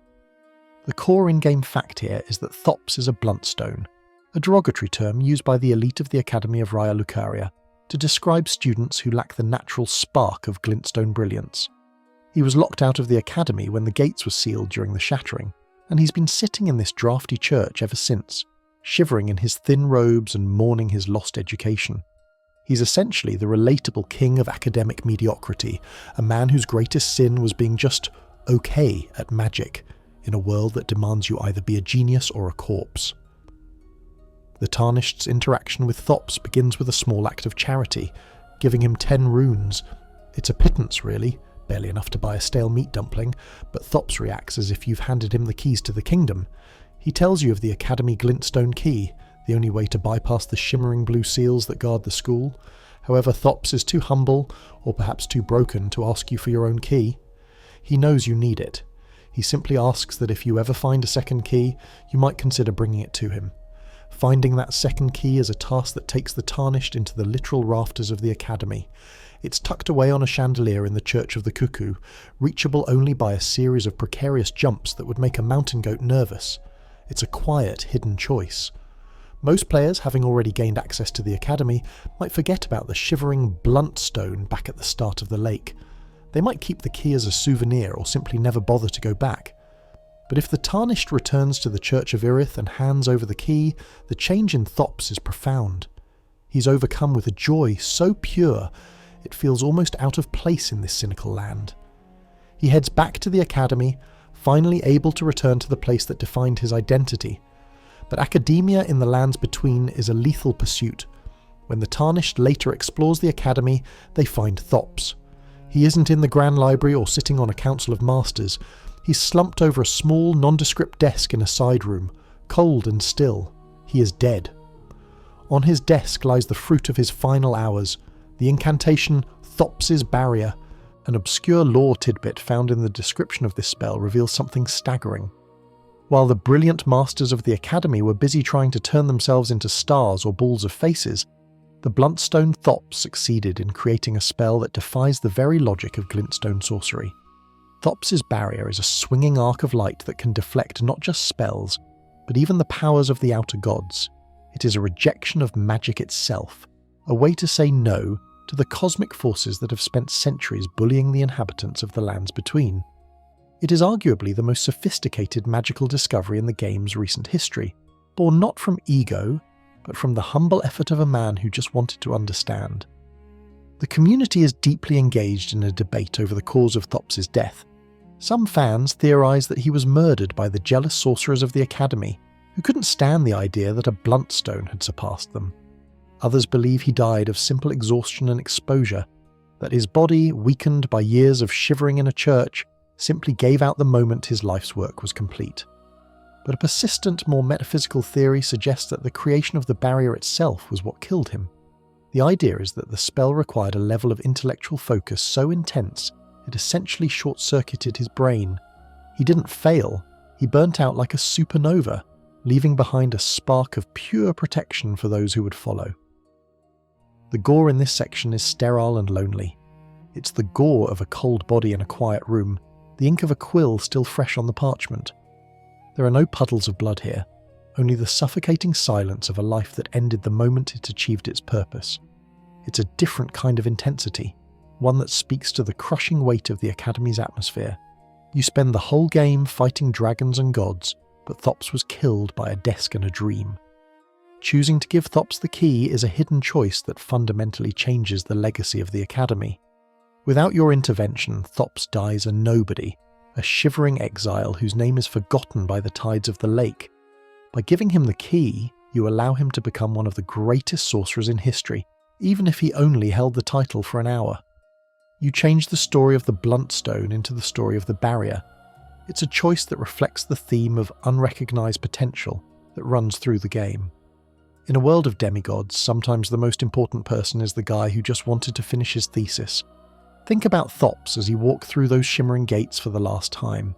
He probably didn't even look at the treasures or the grand architecture. He probably just went straight to the nearest empty desk, pulled out his pen and started writing. He knew he didn't have much time. He knew the world was ending, but he had an idea, and he needed to get it down. By choosing to help him, you've preserved that idea. Every time you use Thops' barrier to slap away a boss's magic, you're using the legacy of a man who was told he wasn't good enough. And let's be honest, the Academy's tuition must be insane. You've got giant rolling iron balls, sorcerers who spam blue pebbles like they're getting paid by the shot, and a faculty that's mostly turned into zombies. Thops basically fought his way back into a burning building just so he could sit in the library. That's a level of student debt energy that hits a little too close to home for some of us. If he had just stayed in the church, he might have lived, but he would have been empty. By choosing to return, he died full. Every time you see that blue arc of light deflect a spell, you'll think of the sorcerer who was called a Bluntstone.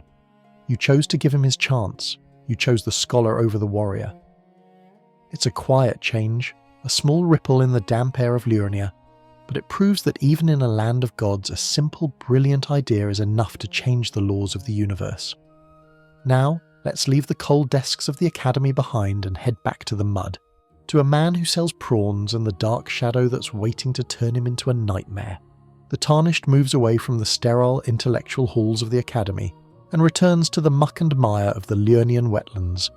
Here, the water is shallow and teeming with giant territorial lobsters that can snipe you with a jet of pressurized water from across the map, a constant reminder that in the lands between, even the seafood is out for blood. In the middle of this sodden expanse, sitting by a cooking pot at Boil Prawn Shack, we find Blackguard Boggart. He's a man of simple pleasures and a very foul mouth, wearing a distinctive iron mask that looks like it was hammered out of a discarded sewer grate. He starts as a petty thief who stole Raya's necklace, but if you play your cards right, he becomes one of the few people in this world you might actually call a friend. The core in-game fact here is that Boggart is a former prisoner who has essentially given up on the grand struggles of the Erdtree. He's found his calling in the culinary arts, specifically boiling prawns and crabs. He has a very straightforward philosophy. Never met someone with a taste for prawns I couldn't trust. We'd make good mates, I reckon. It's a low bar for friendship, but in a land where everyone else wants to melt your brain or use your soul as a battery, a shared love of shellfish feels like a solid foundation. If the Tarnished buys some prawns from him, Boggart softens, moving later to the moat outside the capital of Lindell to sell even better boiled crab. But a dark shadow looms over this simple chef. The Dung-Eater, a figure of pure, concentrated malevolence, is also in the capital. The Dung-Eater doesn't just kill people, he defiles them, planting seedbed curses in their bodies to ensure that their souls can never return to the Erdtree, trapping them and their descendants in an eternal cycle of cursed existence. This is where the hidden choice presents itself, and it is one of the most stressful bits of NPC management in the game. To progress the Dung-Eater's quest, the Tarnished must release his physical body from the sewers. Once free, the Dung-Eater leaves a message saying he will defile the next person he sees. This person is Boggart. If the Tarnished has befriended Boggart and he has moved to the moat, he's perfectly positioned to be the Dung-Eater's next victim. The hidden choice lies in the timing of your actions. You can choose to leave Boggart in Liurnia by never buying his prawns, which keeps him safe but leaves him a lonely thief. Or you can befriend him and then inadvertently lead a serial killer to his doorstep. If the Tarnished arrives at the moat after releasing the Dung-Eater, they find Boggart tied to a chair, writhing in agony. He's been defiled while still alive. An obscure lore tidbit found in the Seedbed Curse item description suggests that this defilement is a biological stunt.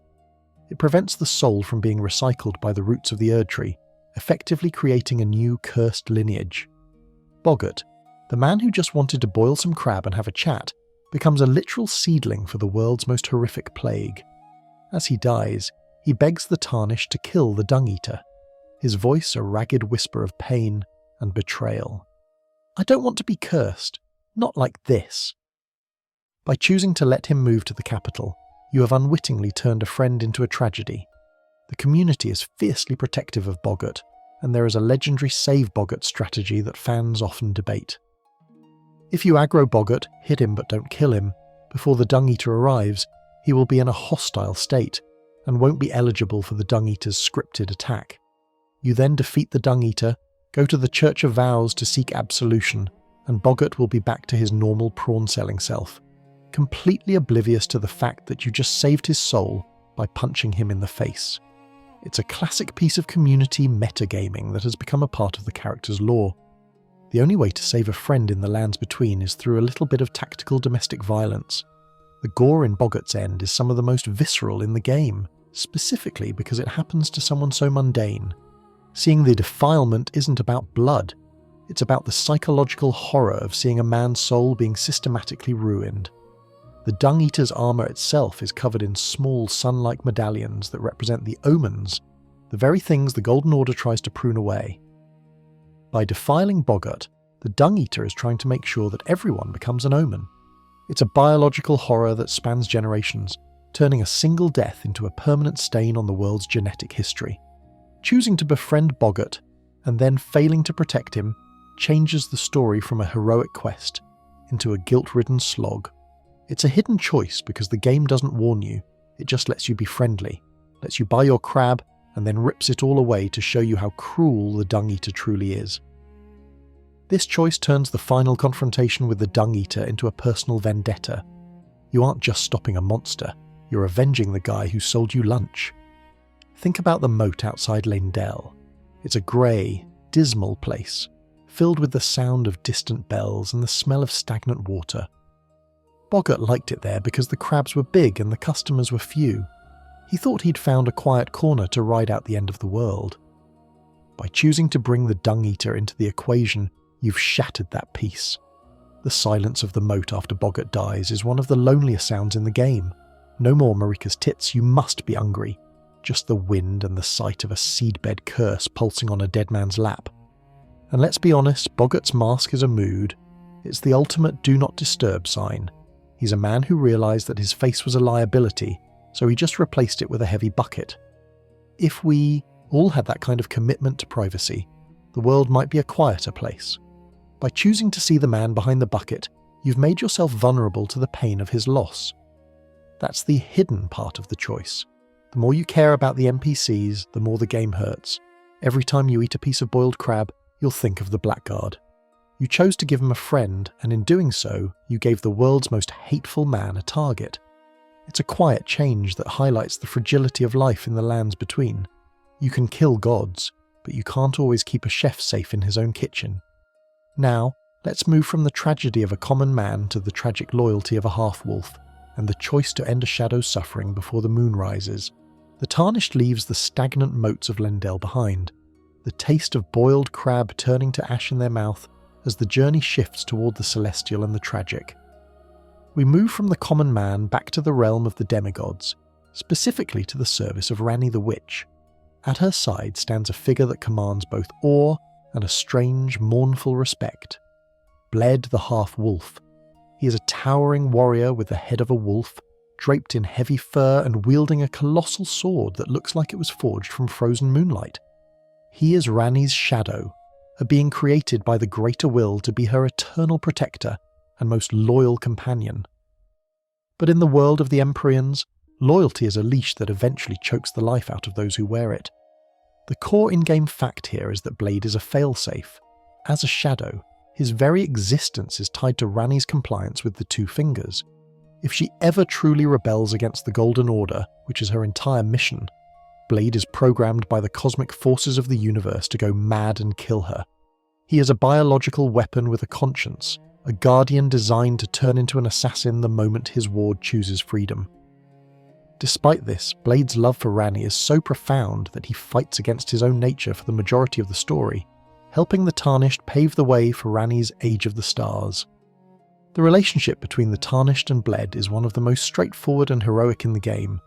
You hunt down traitors in Limgrave together, you navigate the subterranean beauty of Siofra River, and you stand side by side during the Radahn festival.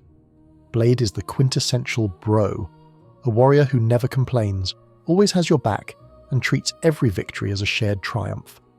However, as Ranni nears her goal of slaying her Two Fingers and ascending to godhood, the hidden choice regarding Blade begins to manifest in the shadows of Ranni's rise. An obscure lore tidbit found in the Aegi's Mirror Helm description explains that the Carian war councillor Aegi lived in constant fear of Bled's inevitable descent. The helmet was designed to ward off the influence of the Greater Will, but even the best smithing couldn't protect a soul from its own divine programming.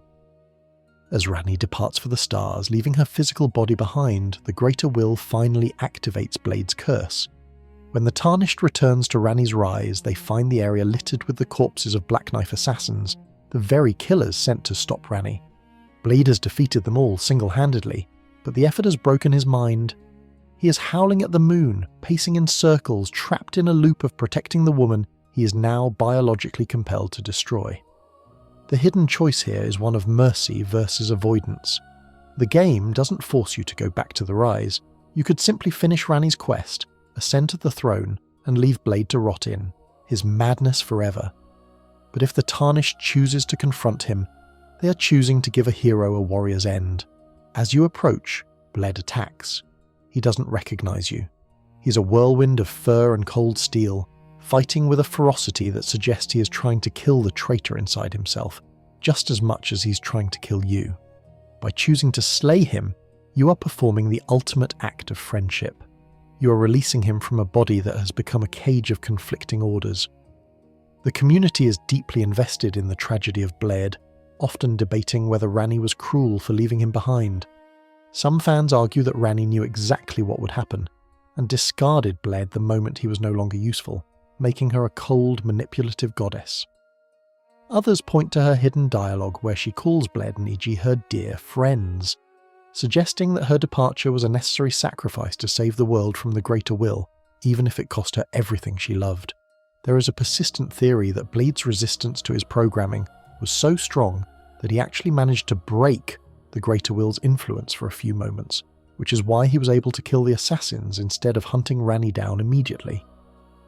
The gore in this encounter is emotional as much as it is physical. Blade doesn't die like a monster, he dies like a broken man. The sound of his whimpering as he falls, the sight of his magnificent armour stained with the blood of the assassins he killed to protect a mistress who isn't there. It's gut-wrenching. When you pick up his armour, the description notes that the cold of the fur is unbearable, a literal manifestation of the loneliness and isolation he felt in his final moments. It is the biological horror of a mind being rewritten by a distant, uncaring god. Choosing to kill Blade is a choice to take on the burden of Ranni's path. If you are to be her consort and the Lord of the Stars, you must be the one to clean up the wreckage of her old life. It changes the story from a grand, romantic cosmic voyage into a gritty, realistic account of the cost of revolution. You aren't just sailing into the night with a beautiful witch. You're standing over the corpse of the guy who helped you get there, holding his sword because he can't hold it anymore. It's a quiet change that adds a layer of profound sadness to the Age of the Stars ending. Think about Iji's reaction when you tell him of Blade's death. The giant war councillor is devastated, realising that his lack of faith in Blade's loyalty was his own greatest failing. He soon dies as well, consumed by black flame, leaving the Tarnished as the sole witness to the tragedy of the Carian servants. By choosing to kill Blade, you've initiated the final collapse of Ranni's household. The towers of the Three Sisters become silent, empty monuments to a dead era. And let's be honest, Blade's wolf mask is one of the most iconic pieces of gear in the game, but wearing it feels a bit like taxidermy. You're literally wearing the face of your best friend while you go out and save the world. If that isn't the peak of Elden Ring energy, I don't know what is. Hey, sorry I had to put you down, buddy, but your head makes me look 10 times more intimidating during the final boss fight. It's the kind of dark pragmatism that defines the Tarnished's journey. Every time you look at the Great Sword of Moonlight, or see the stars shining over the Lernian lakes, you'll think of the half-wolf. You chose to end his suffering. You chose the reality of death over the eternity of madness. It's a hidden choice that proves that even the most perfect ending in the game is built on a foundation of broken hearts and shattered loyalty. Now, let's move from the tragic hero to the ultimate villain, the man who wants to ensure that the tragedy never ends, and the choice to help him curse the very fabric of reality. The Tarnished leaves the cold, silent towers of the Carian royalty behind, the memory of the half-wolf's howl still ringing in the thin mountain air. From the heights of the stars we must descend one last time, back past the golden gates of the capital and down into the deepest, most stagnant veins of the earth. We return to the sewers, but we aren't here for the fire of chaos this time.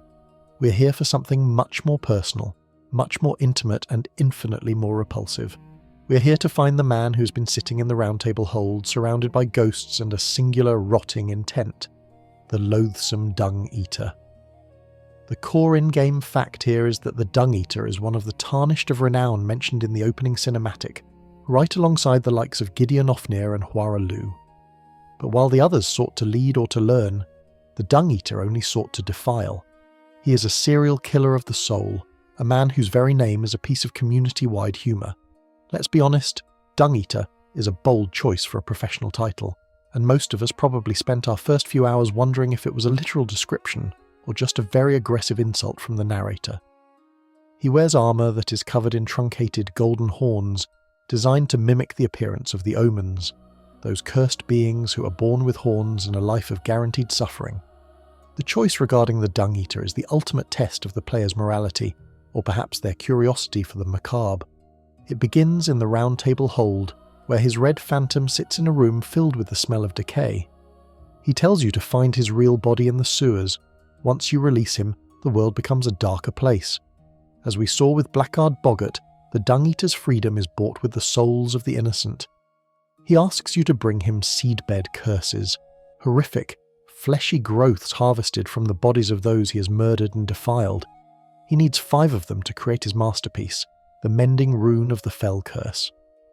An obscure lore tidbit, often overlooked because everyone is too busy being disgusted by him, is found in the description of the Omen armor. It reveals that the Dung Eater is not actually an Omen himself. He is a human who felt a distorted sympathy for the Cursed Ones. Or perhaps he just saw in their suffering a blueprint for his own brand of universal malice. He wears the armor as a tribute to the horrid form he wishes everyone to share. He isn't a champion for the oppressed. He's a man who wants to make the entire world as miserable as the people the Golden Order threw into the sewers. He is a fanboy of the apocalypse, a cosplayer of the curse. The hidden choice lies in whether the Tarnished decides to fuel this monster's ambition. To fulfill the Dung Eater's quest, you must actively participate in the collection of these curses, often finding them in the most high-security areas of the game, like the Erdtree or the Fortified Manor. By giving him the 5 seedbed curses, you don't just finish a quest, you witness his final transformation. He dies in his cell, his body becoming a literal incubator for the Mending Rune. He dies happy, believing that he has finally ensured that every soul born into the world will be cursed from their first breath. By using the Mending Rune of the Fell Curse at the end of the journey, the Tarnished ushers in the Blessing of Despair ending. This is, without question, the most evil ending in the game's repertoire. It doesn't melt the world like the Frenzied Flame. It keeps the world alive but ensures that it is permanently broken. The Erdtree turns a sickly, brownish grey, and the air is filled with a thick, choking smog. Every generation of life that follows will be born as omens, trapped in bodies that the universe itself finds repulsive, denied the cycle of rebirth, and destined for an eternity of pain. It is a biological tyranny that makes the Golden Order's mistakes look like minor clerical errors. The community frequently debates the why of the Dung Eater. A persistent fan theory suggests that the Dung Eater is actually a subversive saviour. In this view, by making everyone an omen, he effectively ends the discrimination and persecution of the omens. If everyone is cursed, then no one is. It's the Incredibles logic of villainy. When everyone is super, no one will be. Fans debate whether this twisted form of equality is better than a world where a few are singled out for torture. Others, more realistically, point out that he's just a psychopath who likes the sound of people screaming. The debate over whether he is a revolutionary or a rot-brained murderer is one of the most heated in the lore community. The gore in the Dung Eater's quest is arguably the most intense in the game, specifically because of the implication. The game never explicitly shows the act of defilement, but it describes it through item lore and the positioning of the corpses.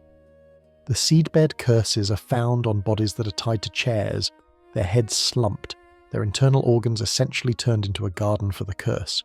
It is a slow, methodical violation of the human form that is much more disturbing than a simple dragon's fire. It is the gore of a surgical ward run by a lunatic. Choosing the Blessing of Despair is a choice to let the villain win. It's a hidden choice because it requires the Tarnished to be a willing accomplice to a serial killer for dozens of hours. You have to ignore the pleas of your friends, you have to hunt down the seedbed curses like they're precious treasures, and you have to purposefully choose the ugly rune over the gold, the stars, or the fire. It changes the story from a tale of a hero to a tale of a monster's greatest student. You are the one who carries the torch for a man who died in a sewer, and you use that torch to set the entire future on fire.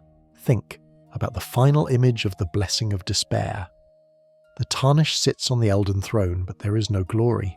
The sky is the colour of a bruised organ, and the world is filled with the sound of thousands of omens crying out in the dark. You are the lord of a world that hates its own existence.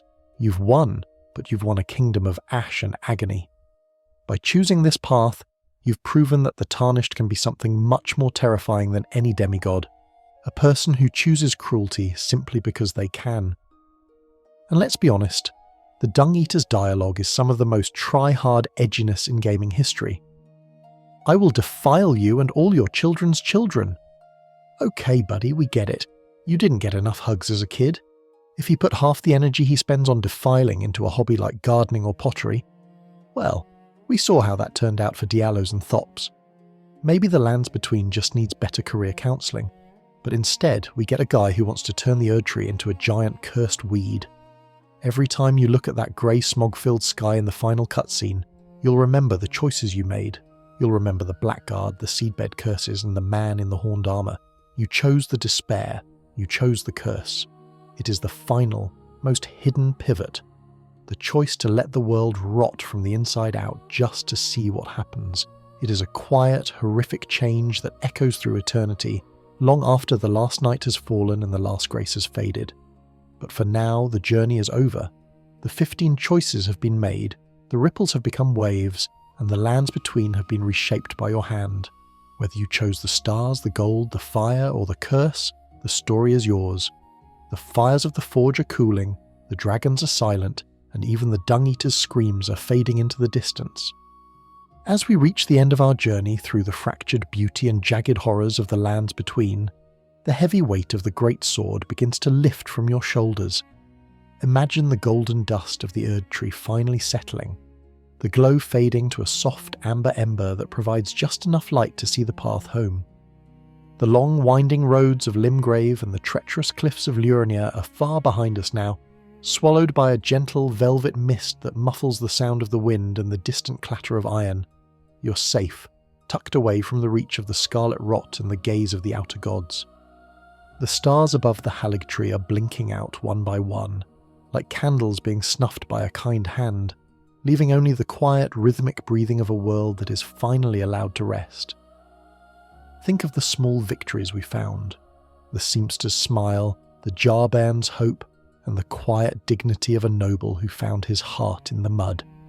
Let those memories be the ones that stay with you as the darkness grows soft and warm. Your own journey, your own long day of battles and choices is coming to a close, and there are no more bosses to parry, no more riddles to solve. The air around you is cool and still, carrying the faint, sweet scent of mountain, rowan and old parchment.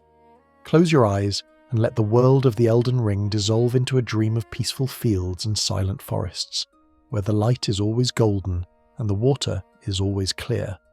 You have done enough, and the throne can wait for tomorrow. For now there is only the silence, the softness of the blankets, and the slow, steady pull of a deep, dreamless sleep. Everything is quiet. Everything is at peace. Sweet dreams.